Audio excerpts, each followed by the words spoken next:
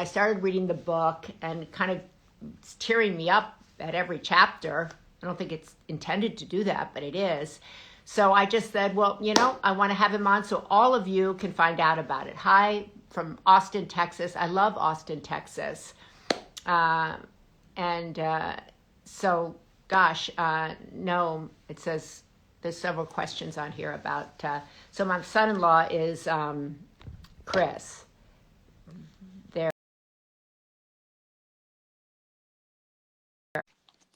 Anyway, I just want you all to meet him. You probably know him already, but I just am so excited to introduce you to somebody that maybe you don't know. And because I didn't know him. And there you are. Hi. Hi. How are you today, Derek? I'm doing well, Maria. I'm so happy to meet you. I don't know if you heard my introduction to you. I caught the tail end of it. Well, I'll give you the front end of it. Okay. So my son-in-law, whose name is Chris Pratt, he came to me and he said, Maria, I saw this guy on TV that's exactly your kind of guy. He's the kind of guy you'd invite for Sunday dinner, who just would be there talking, and he's perfect for that kind of guy. And I said, no, I don't know him. He goes, well, you should know him. You got to go and watch In and of Itself. So he kept saying to me every week, have you watched In and of Itself? Have you watched it? Have you watched it? And I said, no. He goes, okay, I'm going to come over, put it on, and we're all going to watch it together. So we did, and I've been trying to track you down ever since. Well, you found me. I found you. Then I found your book. And I was just telling everybody about it. This is your book. It just came out like a month ago, right? Yeah. And it's fantastic. I'm not all the way through, but it's beautiful. It's called A Moral Man, and it's all in one word here. Yeah. It's beautiful. And I just want to, first of all, thank you for coming on to talk to me. Of course. And and then you dedicate this book. I really like this because he dedicates the book to all the women who made him, which is a really good way to get going for a woman to read this book. And then the first quote in the book is, we are born knowing only truth, then we see. And I wanted to begin with this book because the preface and then the first chapter actually made me cry. And your mother says in the beginning that there's a lot of darkness in this world, kiddo. Be the light. And is that your kind of guiding principle, Derek, to be the light? I try. I do my best to put some light into this world, but it can be challenging. For sure. What kind of light do you think you're putting into the world? For me, it's been truth, like trying to excavate truth out of myself and put it out into the world, knowing that whatever truth I dig up is probably subjective, but I do the best to find the universal truths that live within all of us, and put those out for us to talk about. Yeah, I think that's such an incredible thing to put the truth out there, because the truth is complicated, right? Yeah. It's in the eye of the beholder. Your Right. truth is different from my truth. So it's a really never-ending discussion about what is the truth and what we see with our own eyes versus what you see with yours. Yeah, that's been that's definitely been my experience of the truth. And in these days it feels, more and more, I think, relevant or important to talk about what the truth even means to us, and how we talk about it, and kind of changing the way that we think about truth, and not just being a binary of fact and fiction, Right. But something more universal, or something that we can hold on to so that we can collectively build something together, as opposed to dividing ourselves into different realities that share different truths. So how do you describe the truth?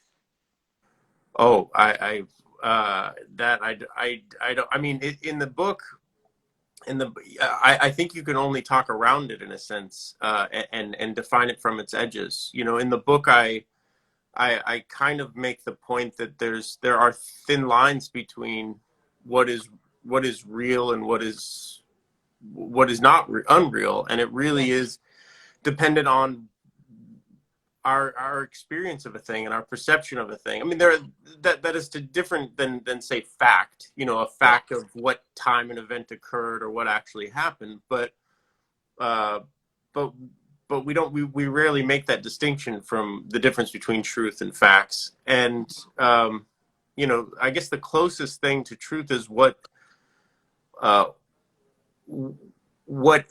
is based on a collective belief, you know. I love that. What is based on a collective belief.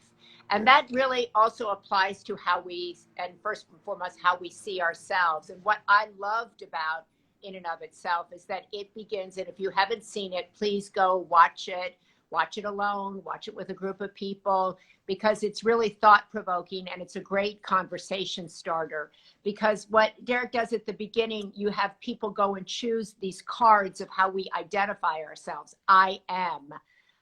And the truth of how you present yourself in the world. I am a journalist. I am a truth teller. I am a producer. I am a writer. I am an essential worker. And I was looking through all the titles, like, because this has been a big issue for me. Like, I don't want to be one thing. Right. And I couldn't find the card that applied to me. And then my son-in-law said, well, he had a card that said, I'm a multitude. Right. And I didn't see that card there because I was looking at everybody was choosing a card that was kind of felt like a box in a way. And I want to ask you about identity and why we all want to say, I am something. Is it because it then is easier to have a conversation, to know where we belong, to know who we are? Yeah, I think that we need to make sense of the chaos in the world around us, and so we need to identify things so that we can have conversations about them. But there's, like, you know, an irony that we want to be known as something, but then the moment we're known as that thing, it conceals everything else that we are. And that label that we have, even if it's something that we've coveted for, you know, a lifetime. The moment we get it, we realize that it is only representative of a fraction of us, and that it tends to overshadow the rest of us. So it's this constant struggle of always trying to prove that we're more than the thing that people know us for. That we're broader than that, right? We're multitudes. Yes, we're broader and more complex, and not limited to I mean, language is pretty confining, and it's limiting, and it doesn't really it helps categorize us, but it doesn't help explain us to one another in a way that is full, you know. And what did you want In and of Itself? As I said, you know, watching it sparks so many different conversations. At least it did in my home. Was that your hope for it and of it? Is that your continued hope that people will sit down and watch that and then wonder about their identity, wonder about the truth, wonder about what is? Yeah, I mean, these are questions I had for myself that turned out to be universal. And the fact that there is, you know, the possibility for discourse around them is really exciting. And I didn't, you know, for me, it was more about pointing to the mystery of us, and that we are more mystery than not, and having, you know, an appreciation for all the things that we can't see in one another, rather than defining each other based on what we know. I love And that. so these are sort of the things that were, you know, rattling around in my head, and it turns out that these are questions that people are you know, deeply interested in, because everyone, I think, struggles with them.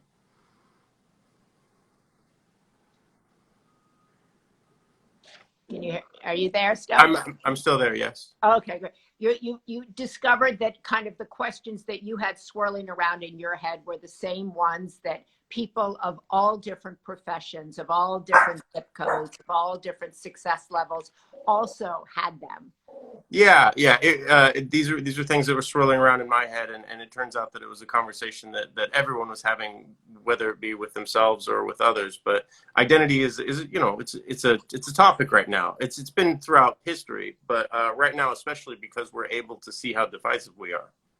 So I want to talk a little bit about the actual experience of putting on In and of Itself. So you did that singular show for something like 600 times or something. Is that correct? Yeah, it was like 750 times on both coasts, but yeah. Okay, but who's counting? Who's counting? 750 times. Was each time different? Were there different kind of sleights of hand, different tricks, different conversations in each show? There was like uncertainty was kind of constructed into it or designed into it so that there were elements that I never knew what would occur.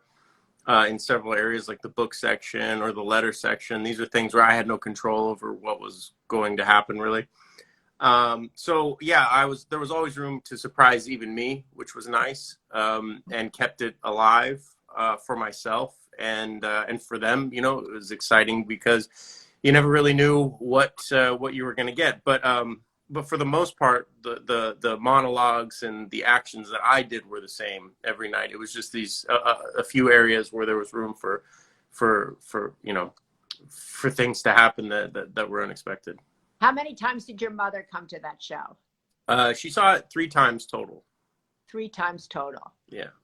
So your mother is such a big figure in the show, in this book, and really kind of, if I am correct, kind of began your curiosity about identity, your interest in secrets, your quest to understand the truth. Yeah, I mean, her struggling with her own identity, I think I got to witness that early on because she wasn't fully formed. She was so young when she had me. She was only 17 years old.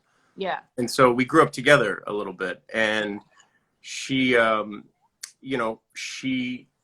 watched her figure out that she was gay, and then watched her struggle with that in a conservative town, and watched that depending on what someone knew about her or about us, their actions towards us changed. I would literally watch people shift the moment they found out that she was a lesbian, and I hadn't changed and she hadn't changed, but the circumstance had changed based on their knowledge of it. And so I think I became acutely aware of people's perceptions of others based on growing up with, diverse parents and being forced to confront that. What have you seen? Have you seen people's judgments about you change due to the success of In and of Itself as a film, so to speak, and now that you have a book? Well, I'm talking to you, so yeah, that's something. That counts. That changed. I wasn't talking to you, and now I am. So that I know. I'm so mad I didn't go to your show. I am so mad. I was watching it. I'm like, I've got to get out more because clearly everybody knew about this show but me, which just shows you that I need to get out more. That's okay. Most people didn't know. I think most people didn't know, but it was I mean, there's it's funny because the only thing people really know about me is from watching the show, and I think people, you know how it is if you are. Wait, you just have to repeat that because my daughter just called in the middle. So the public persona is what people believe you are. Like if they see you in a movie as a villain, they might think that you're a bad guy or something. But so people I think expect me to be a lot sadder than I am because of the film is kind of melancholy. So I dealing with people being surprised based on who I am versus what they've seen in the movie. But no, it's nice that the work is resonating with people and that people are finally, understanding it. And why did you want to write this book? And somebody asked when I put the book up, why did you put it all in one word? Which is a good question. Because first of all, I looked at it, I was like, what does that say? Oh, it says a moral man. Oh, why is it all in one word? And then several people say, why does he have it all in one word? Well, it's for that reason, to struggle. You know, I want you to struggle the way that I struggle with with it. You know, am I a moral man or am I a moral man? And it's that, you know, and then the answer is it's both. We all are capable of both in that duality, and I think living with the knowledge of that duality is what's important, in that we do inhabit both spaces at any given time, and that we're constantly struggling to do the right thing, but sometimes our devils, you know, get the best of us. Yeah, so I think in here, and I like that you wrote it this way so that we would struggle and maybe ask that question of ourselves, because in the book you're writing like, am I a cheater? Am I a magician? You talk about being hired to kind of game a game, right? A poker game, and kind of, so what does that make you? And the judgments, right, that I've always believed that the judgments that we're putting on other people are judgments that we're actually have first put upon ourselves. And when we express hate of another person, there's some part of us that hates ourselves. Sure. Right? So, yeah. and kind of what you're asking us to do with the book, with the show, is to hold the paradox, right? Or to at least entertain that we're not as good as we think we are, but not as bad as we might think we are as well, to embrace our shadows, to embrace the multiple parts of our identity, sexual, when it comes to honesty, all of these things, right? Yeah, well, and acknowledge the fact that one does not exist without the other. I mean, they only exist, you know, the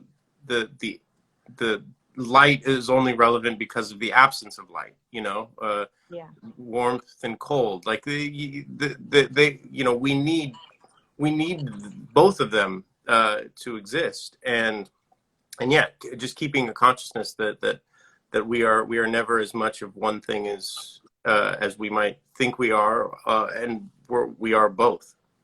So do you, like you said in the beginning, that we spend a lot of time in our lives to be recognized for one thing, and then we bristle at the thing we're identified as, or we feel contained perhaps by it, right?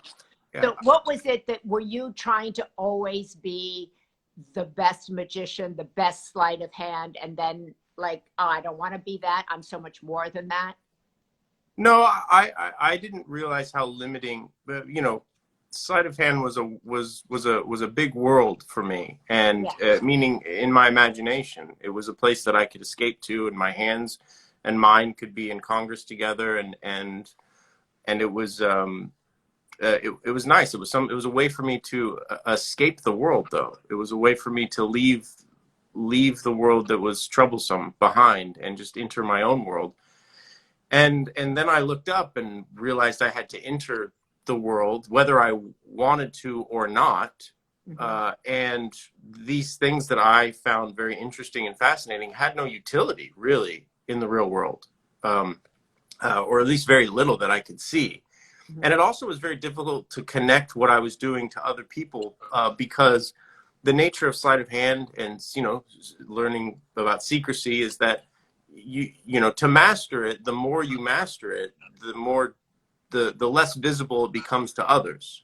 So it's not like becoming a virtuoso at the piano or at the violin, where it's very clear to others. You hear silence the better you are at it. You know, you see less. And so it's very difficult to get that you know, adulation or respect that you're seeking as a young person, or wanting to be just recognized for your craft. It was very difficult. And so I just felt like I had somehow wasted a lot of my time doing this thing that no one could ever really truly appreciate the beauty of it, because the beauty is unseen. And so I had to figure out how to translate that or transform it into something else, so that I could at least have a conversation about it and use it to communicate other ideas. and I think that was the key for me, is instead of thinking of it as the painting, I had to think of it as paint, and figure out what I wanted to make and what I wanted to show people using this craft that I had developed for many years. So how do you identify today I I am a searcher, I think, explorer. You know, I think I'm still on a journey myself, figuring out what I'm trying to do, and what I'm trying to find and show others. I don't really have I don't really have one that I feel suits me yet. I would love, there's nothing I would love more than to find something that I loved as much as I loved, you know, sleight of hand or movies when I was young, and things where I was just all in and it felt really committed and pure. But I haven't yet, and maybe I never will. So I just think I'm trying to embrace the unknown and the uncertainty of what's next and what it is that I'm looking for, and just keep looking. I love that. I always say I'm a work in progress. Yeah.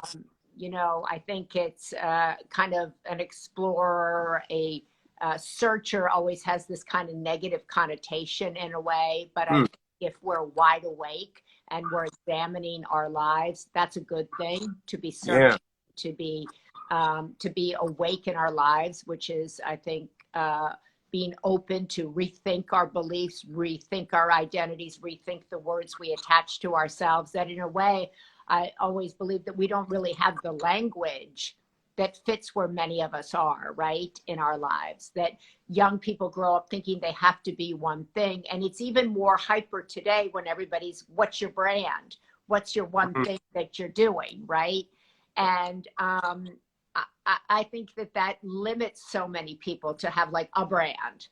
Yeah. Well, it's true. And like, to be honest, like when I think of you, and you correct me if I'm wrong, I think journalist is the first thing that comes to my mind. Thank you. I don't know if that's accurate though. Well, it's, I use it as umbrella because for me, for journalism, for me is that I'm inquisitive and curious about everything and everyone. Right. But I'm way more than, quote, a journalist. I grew up with a different umbrella over me that I fought, which was a family name. And so I fought I love that you said in your book that your mother was 6 feet tall or something, but was invisible in her own family. Yeah. And I think many of us who grow up maybe in a famous family or in a family where everybody's a doctor, and then you have to do that, you struggle to have your own visibility. You could feel invisible, right? Journalism gave me an opportunity to talk to anybody and find out about everything. But I found that I've added label after label to discover I'm a multitude of things. Right. Yeah. I guess, you know what, to re-answer a question you asked earlier, because I've talked about it so much now. A lot of what the show is to me, it gets clouded sometimes by, I don't want to say talking points, but you repeat the same thing so many times. Yeah.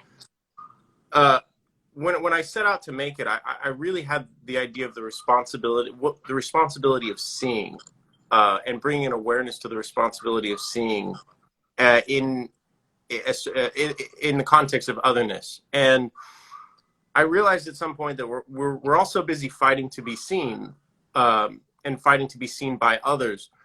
We forget that we are others, and that it is our responsibility to see.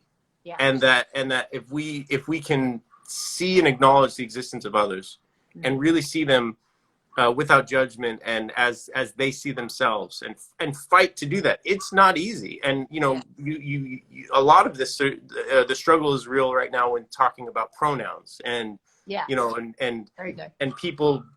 And the frustration that goes with it. And it is frustrating sometimes, or confusing sometimes, but that effort is what, in fighting to see someone, or to recognize another human being for who they are, is what matters. The problem is it's kind of a trust fall, and that it's an act of generosity on our part to do that for others, and we have to trust that others will do that in return for us.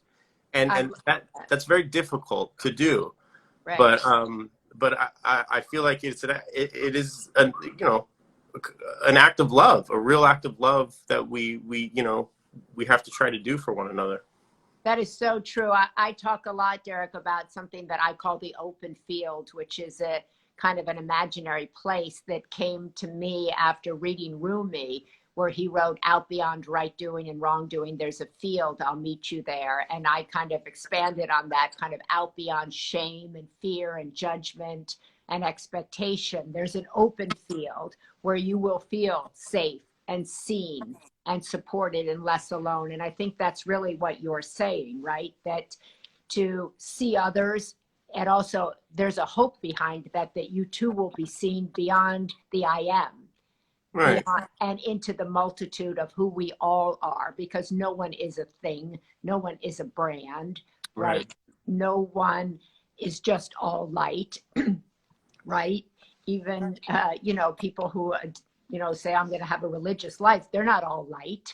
And people are so complex, and allowing them to be the full complexity of who they are allows you to be the complexity of who you are as well.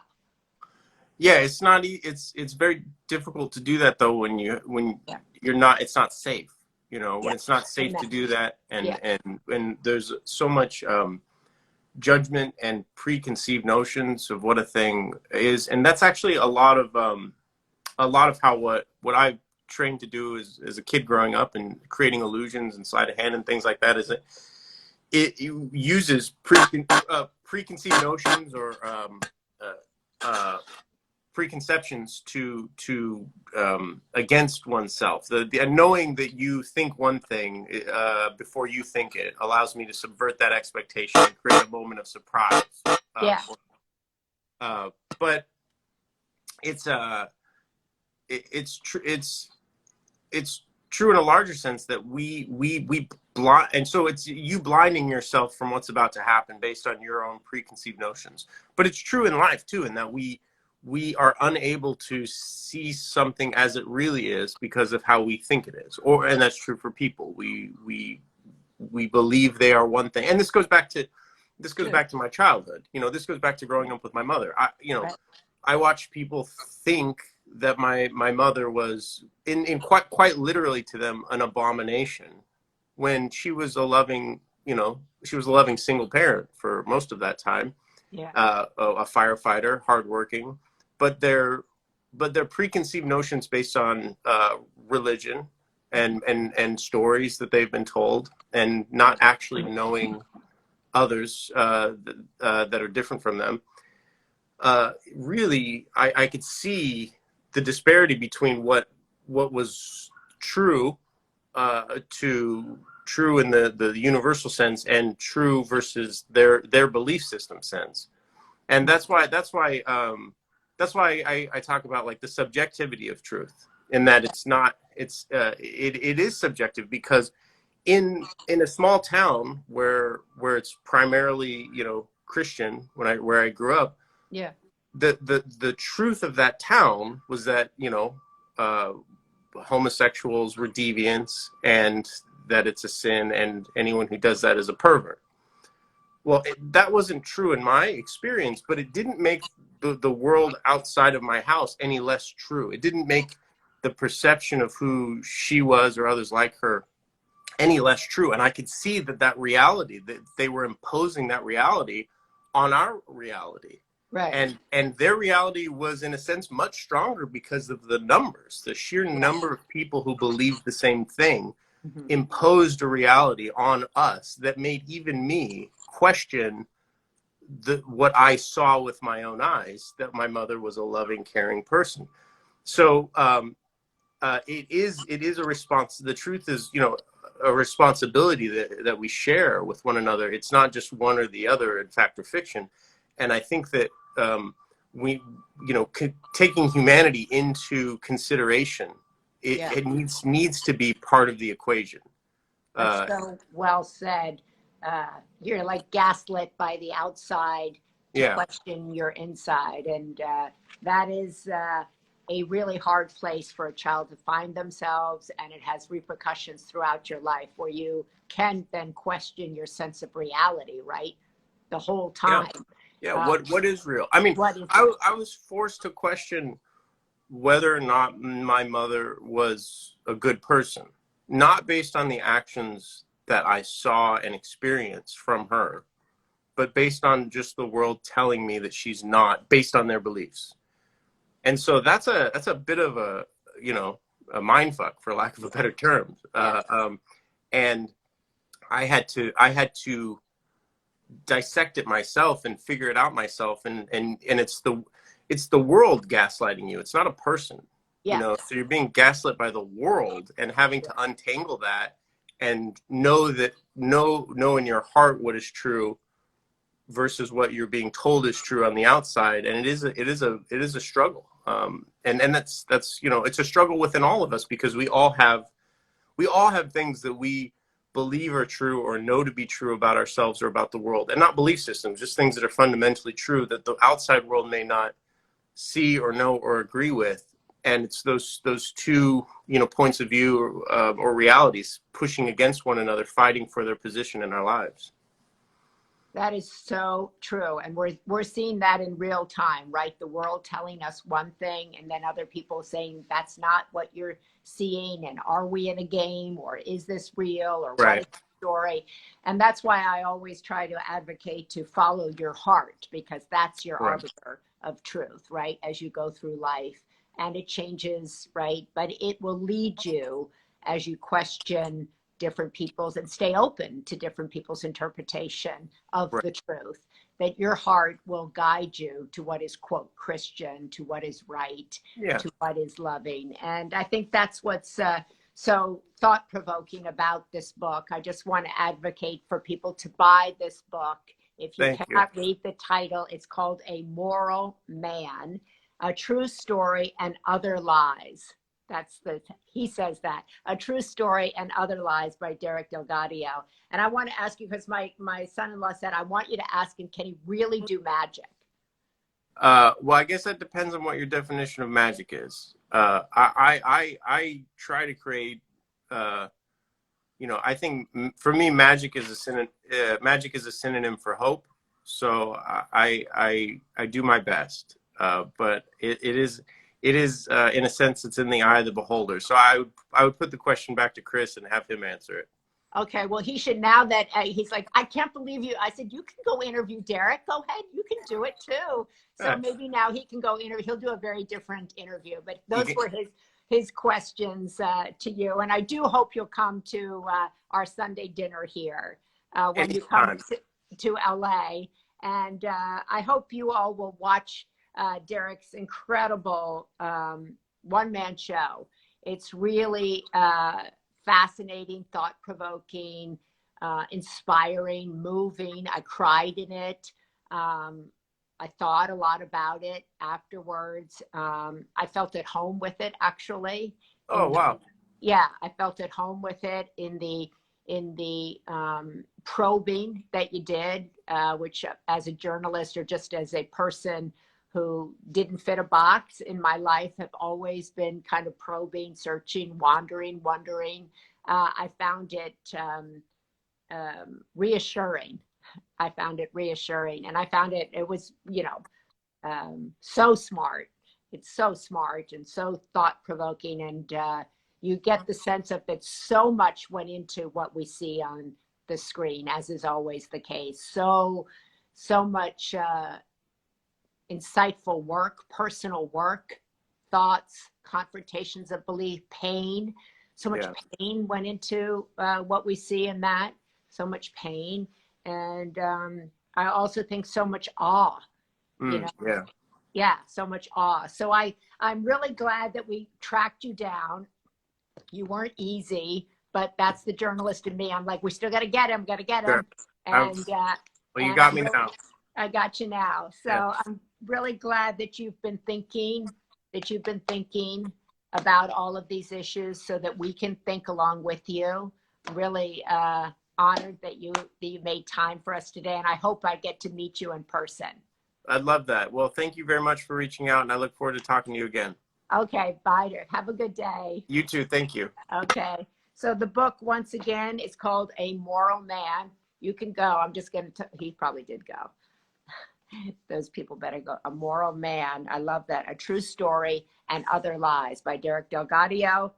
And he is a writer and performer, it says, primarily known for his highly acclaimed theater show In and of Itself. So I hope you'll check it out. I hope it gave you something to think about this weekend. And happy Friday. God bless you all. Bye.